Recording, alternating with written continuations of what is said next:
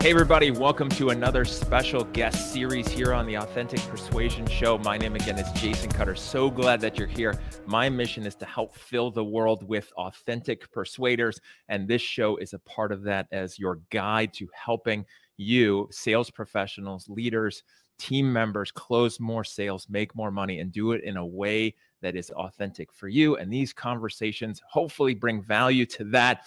I'm so glad you're here. If you're tuning into this, if you're watching, if you're listening to the podcast, there is a reason, and this is going to be a great one. My special guest today, I have Greg Accardo from Louisiana State University's Professional Sales Institute.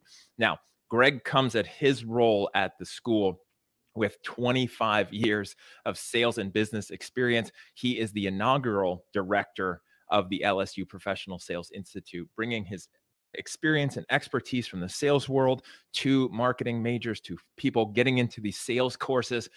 And it's so interesting. He has won multiple awards, including for his teaching role, and then also in competitions. His team actually placed first in role play national champions in 2020 at the International Collegiate Sales Competition, which not too long ago, I didn't even know that was a thing. So it's a fascinating world.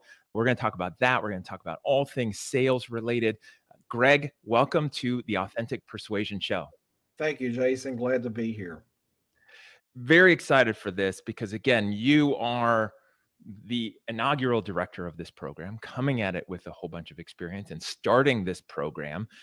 Let's talk a little bit, because this first segment is about authenticity. Talk a little bit about your kind of evolution through sales, where you started a while ago, and then what that looked like rolling into the education season of your life. It's a great question. I probably ended up in sales almost by accident. Let me explain what I mean by that. When I graduated in my undergraduate degree back in the early 90s, my big ambitions and plans were to go to law school.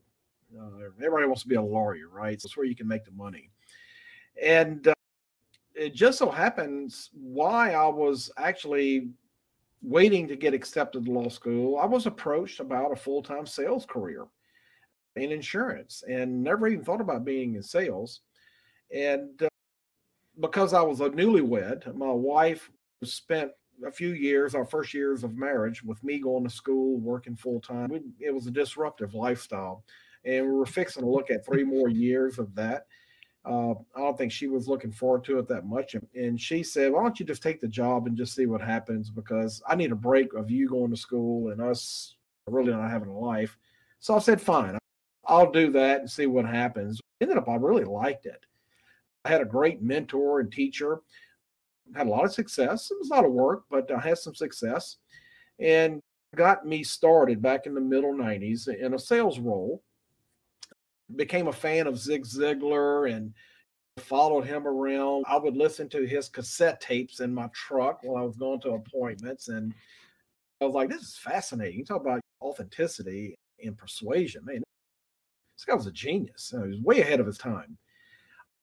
And just started fine-tuning that sales craft. And a few years later, went off in another business venture, being self-employed, doing real estate investments, and sold those investments and ended up doing consulting work as a business development rep for companies.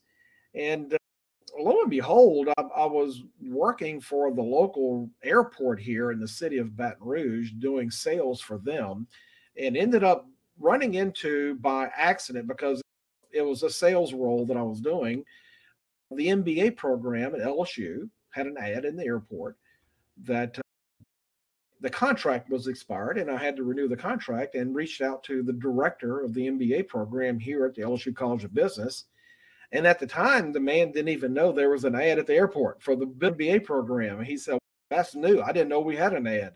He said, I need to come see it. So we made an appointment. He came out. I showed him the ad, and I reminded him that we need to renew the contract, but the ad was old and needed to be renewed. It needed to be updated, and also sold him some additional spaces for ads. And he brought up, he said, you should join our professional MBA program. We have a program that is structured and geared for working professionals like you that can come in and take the MBA classes at night. It was a 24-month program. And my first comment was that I was a horrible undergraduate student. Why would you want me in a master's program at LSU? We laughed about that, but he said, no, people like you have skills and some knowledge that you can contribute. You're being a cohort of other working professionals. And he said, you'd be a great fit. So I did. I joined it. I said, what the hell? Let's do it.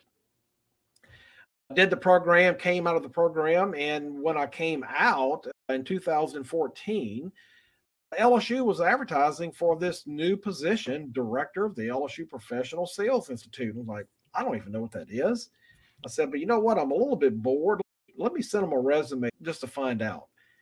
I got a call and I said, can you come in for an interview? And I said, yeah, sure. I'll come in and interview with a panel of other faculty.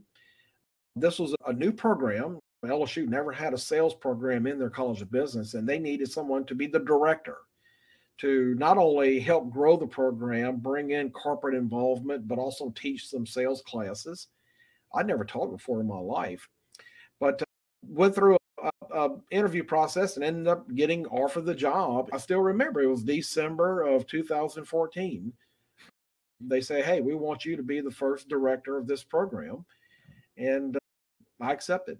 And so 9 years later, here I'm sitting, and looking back from that time, I think we've probably graduated over 1,000 LSU business majors with the sales concentration from this program. I can think back of all the students that I've mentored and interacted with, and the ones who are out having great success, professional sales careers, are all over the country. It's been quite a ride. It's gone by really fast. That's amazing. So I want to talk about the sales part for you, but since you brought this up, what was it like as the inaugural director of this program? Did they have anything? Were they blank slate? Here you go, Greg, good luck and make this successful? What did you walk into and what was your mandate? I walked into a blank slate. There was no playbook. There were some goals that needed to be obtained pretty soon to make this program viable, but there really was no playbook on how to do that. I had to create the playbook. And I mentioned to some other friends and acquaintances, this is like being part of a startup.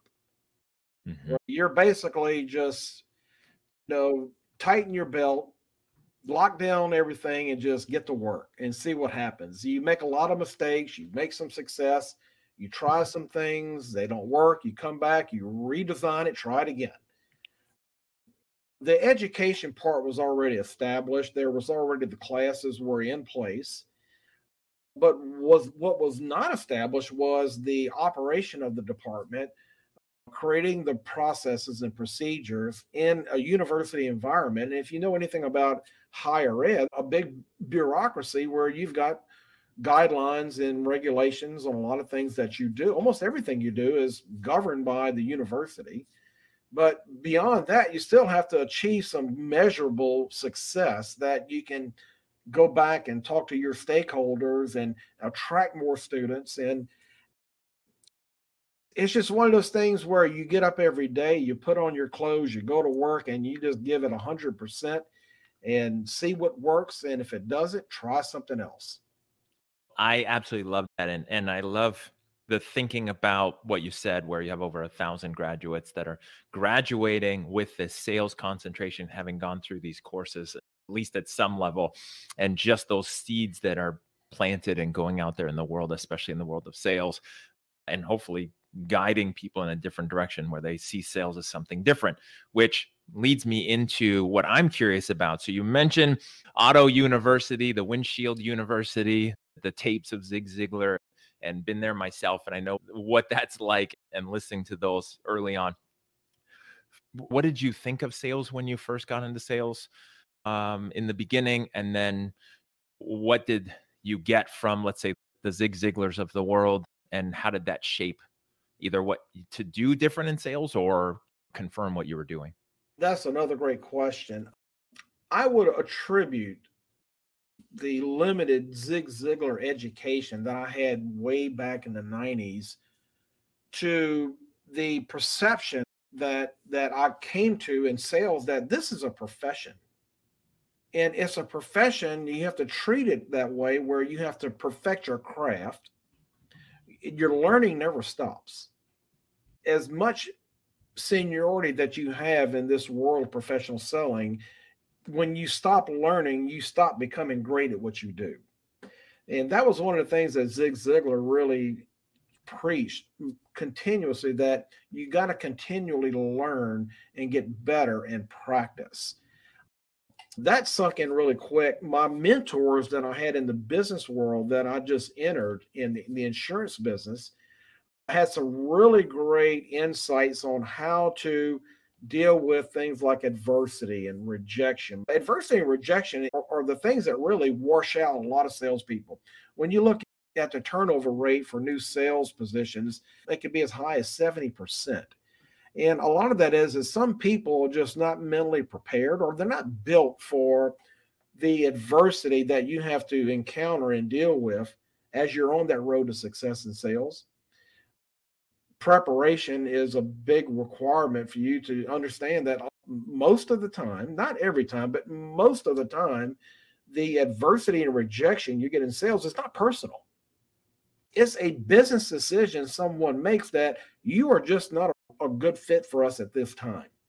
It may come off differently. The verbiage may come out different, but it translates into interesting, not a great fit for us at this time. Let's look at it later. But you may hear something different because they say something a little bit, the tone may be different, and people react to it because then the emotional part of that becomes, okay, this is a tough job and I don't like to be rejected. But the Zig Ziglars of the world, and I won't pick on him specifically, but he is really good at this, is that he would preach that, look, rejection is not the end of the world. It's just that, or you are not a good fit. It's not personal at this time. It may be later, but right now it's just not a good time. We need to move on to the next prospect. So what about this, though? And you know this from being a professional educator and part of this program now for so long, is where is that balance where it is personal? Because I agree with you, and I say this all the time. It's not personal, it's business, but it's also not business, it's personal, which is, where is it the fact that I didn't do a good job as a salesperson leading to that rejection, right? Yes, there's times where it's not a good fit or they don't have the money, but what about that balance with, wait, maybe it's me, maybe I didn't do enough, maybe I could have done more? Like, where do you see that, or where did you address that in your career, and or maybe with your students, as far as like, rejection's tough, but at what point is it also you if we watch the game footage? Instead of going back to my early career, I'll touch on what I'm teaching my students as they're preparing and they're getting ready for business careers, and specifically in professional sales, is that you're going to be going into a world that people are going to treat you differently than they did in the academic setting. And when you're in a university setting, it's a sterile environment. There's very little adversity that you're going to encounter within this environment other than just your academic requirements, making the grades and getting out of school. But when you go into the business world, there's different accountabilities. People are going to talk to you different. They're going to treat you a little differently. And that you have to prepare yourself for this new reality. And you have to have some skills and a little bit of awareness that because you're in a different environment, the reactions to people, to your actions, are going to be sometimes different. Maybe you're not accustomed to. And if someone does reject you, your approach in sales, the first thing you should realize is that it is not personal. Again, it goes back to the point. The timing is not right. The product is not right. Something about your proposal, your offering, just doesn't fit or feel right for them. Maybe let's look at it later. That can come off differently. But my job is to prepare students for this reality. And what I try to teach them is focus on the things you can learn from that. Focus on the things that make you better at what you do because of the adversity you had to go through to get to that sale. Because you can always go back and think about, what could I have done different? If I could do this all over again, if I could turn the clock back another day or another week and start over again, approach that prospect a different way than I did before, what would I be doing different? Knowing what you know now. And that accumulation of just that reviewing yourself and self-analyzing comes some expertise down the road. It's not a sprint. I'm going to tell you that. It's a marathon, and it's a little bit every day. It takes that tenacity to always look for, how can I make myself better, a better listener, a better questioner, maybe learning a little bit more about the customer. And my hope is that when they leave here, they've got those skills, and that's how they approach their new careers. Because guess what? The adversity may come day one. They may sit down and have to call 50 people the first week on the job, and every one of them tell them no. That's a tough position to be in. That, man, did I really want to go into sales? It's a tough job. But I'm trying to have them have a different perspective. Look at it differently. Look at yourself. What can I be doing different? Do I need to change my tone? Is my approach off? Maybe I need to listen to my trainers and my mentors more. With everything that you learned in your sales career about authenticity, where is that you're bringing it to the students, and then how are they reacting to it? Especially because I know enough now of what college students going into a sales class are maybe thinking about sales or not sure about sales, but where does that conversation come up, and how do you impact that upon them? So we do a lot with technology in our program, and the technology is great. We compare this to a mechanic working on a car. You say a mechanic is doing a brake job on a car. A mechanic has a set of tools. As a sales rep, we're providing you a set of tools to go and execute in a workflow, whether it's CRM, whether it's AI, video emails. We build this little tool stack and we show them how to deploy those tools. But in the end, they have to have confidence in themselves, because at some point the tools are great and you may get people engaged and you may have someone rank, but at some point in this journey you're on with this customer or prospect, maybe they're not a customer yet, you're going to have a human element. You're going to have to interact with these people. And when that opportunity opens and you get to humanly interact with them, whether virtually or in person, they're going to respect the authenticity more than if you're just trying to put on this fake persona. So I try to advise them is, don't try to overdo it. Keep it simple. And because if you start overdoing it, making it complicated, you're going to make mistakes. It's just the law of nature. And you'll make fewer mistakes. Dial it down, keep it simple, and just be authentic.